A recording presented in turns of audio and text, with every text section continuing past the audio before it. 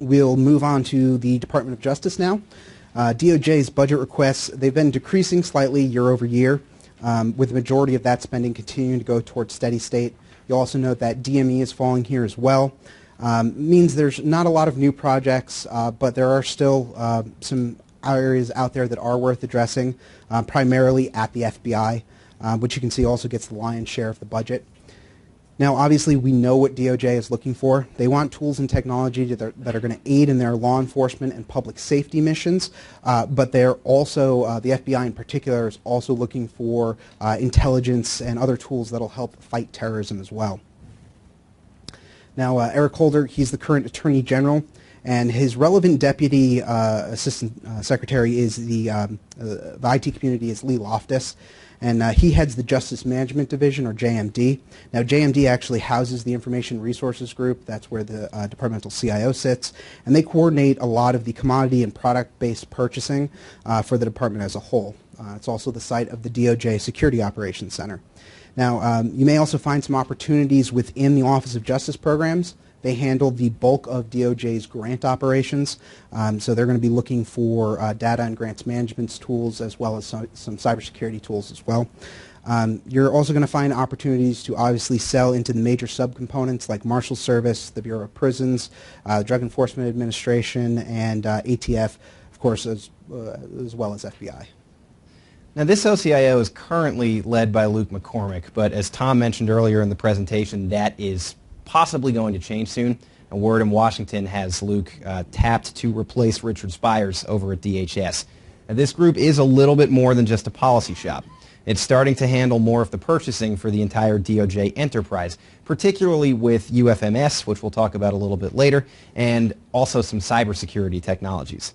And while you are still seeing some IT purchasing occur at the subcomponent level, DOJ OCIO is increasingly centralizing that IT management under itself. Now, the one exception to that, fairly obviously, is the FBI, which still has pretty significant autonomy in its purchasing, both because of its historical status and because of its mission. So the FBI is broken out into 4 major sub-offices under the director, James Comey. And it'll be actually interesting to see the changes that he institutes following Robert Mueller leaving after having been director of the FBI for 12 years. So the Information Technology Branch is headed up by Jerome Pender. He's the CIO, and his deputy is Dean Hall. Other offices of note here include the Cyber Division, and they really pursue cyber criminals. The Operational Technology Division, which develops tools for FBI agents in the field and while they're at their desk as well. And the Criminal Justice Information Services Division, or CJIS, which manages much of the information sharing with the wider federal, state, and local law enforcement community. So if there's one element within DOJ that is able to do its own thing and frequently does so, it's the FBI. The Bureau was also given an additional mission post 9/11 to really incorporate additional intelligence capabilities, meaning that there's also a lot of top secret work here done in the Bureau. The FBI is also very conscious, and they've been talking about this quite a bit more lately, about knowledge management and sort of building the internal systems that will establish and maintain best practices and incorporate lessons learned across the Bureau. As you can see here, Lockheed Martin is by far the top IT contractor at the department, and it owns a lot of the work that's occurring at FBI's CJIS group, which is out in Clarksburg, West Virginia. Sava Workforce Solutions is the only small business that appears up on this list here. In terms of contracts, GSA Schedule 70 and Suit 4 really are the 2 primary vehicles that DOJ uses to procure IT products. It's worth noting here, by the way, that we may be missing some classified spending on intelligence systems development, which obviously we don't have any visibility into.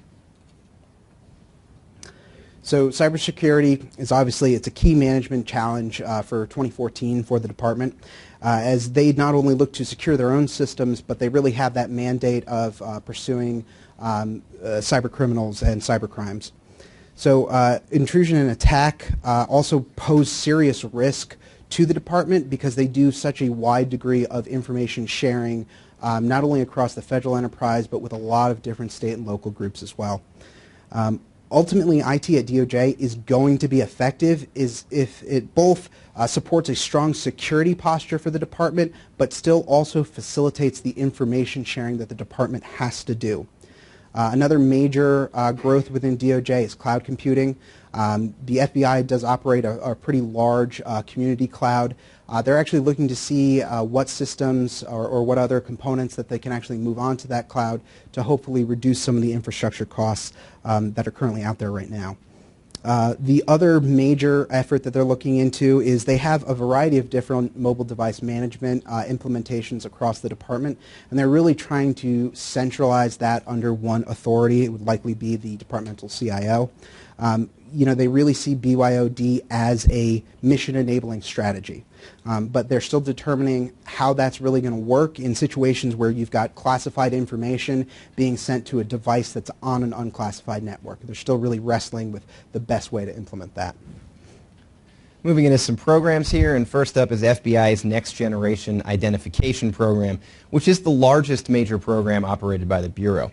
NGI is the cornerstone that enables FBI to meet its criminal justice service mission and also continue to build a reputation as a global leader in biometrics.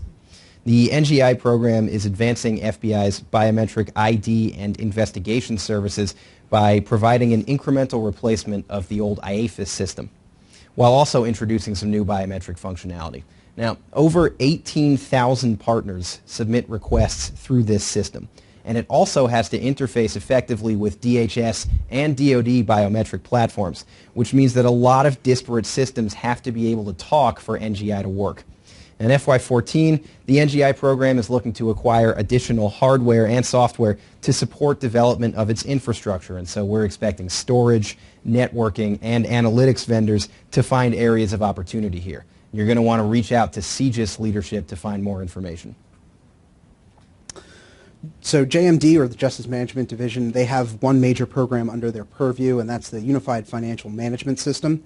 So UFMS is really a product of Agile COTS development, and alongside headquarters components, you've got the Marshals Service, the Drug Enforcement Administration, and ATF currently relying on UFMS as their system of record.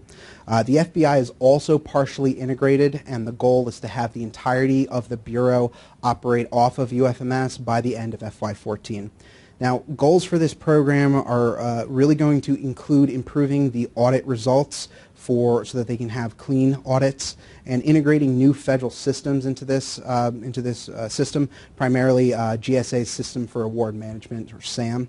Now, they're going to benefit from software solutions that can also handle a lot of the legacy and sort of stovepiped financial management systems that are currently in operation. You will recall, I think BOP operates Sentry. Sentry is a pretty old system. We're not sure if it'll be moved on to UFMS, but if the prisons ever looks to move off of Sentry, that could be a pretty significant challenge, because they've been running that program since, I think, the 1980s.